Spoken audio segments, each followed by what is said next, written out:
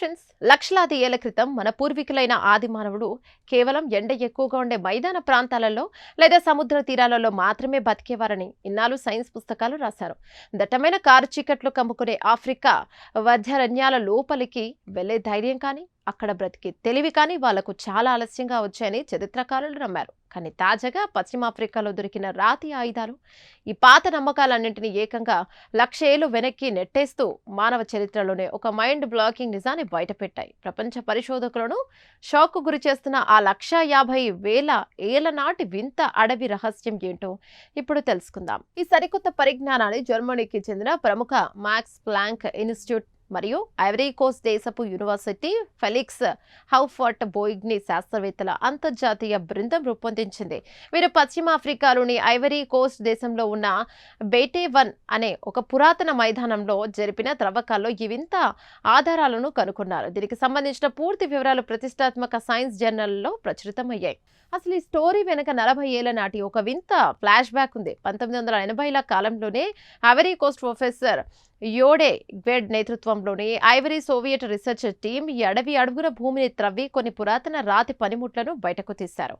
కానీ ఆ కాలంలో ఆ రాళ్ల వయసు ఎంతో కొలిచేంతటి అధునాతన టెక్నాలజీ శాస్త్రవేత్తల దగ్గర లేదు. దాంతో ఆ ప్రాజెక్ట్ అక్కడే ఆగిపోయింది.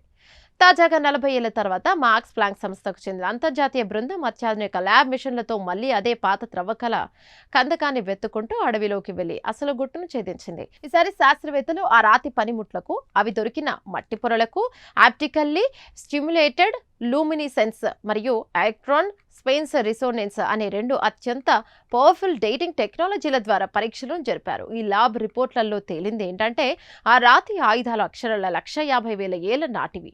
వింత ఆవిష్కరణ జరగక ముందు వరకు ఆఫ్రికా అడవుల్లో మనుషులు బతికిన దానికి కేవలం 18,000 ఏళ్ల నాటి ఆధారాలు మాత్రమే ఉండేవి. ప్రపంచవ్యాప్తంగా చూసినా సరే ఆసియా అడవుల్లో 70,000 ఏళ్ల క్రితం మనుషులు బ్రతికిన రికార్డును ఈ కొత్త ఐవరీ కోస్ట్ రీసెర్చ్ ఏకంగా డబుల్ మార్టిన్తో బద్దలు కొట్టింది. అయితే ఇక్కడ ఒక పెద్ద లాజికల్ డౌట్ రావచ్చు.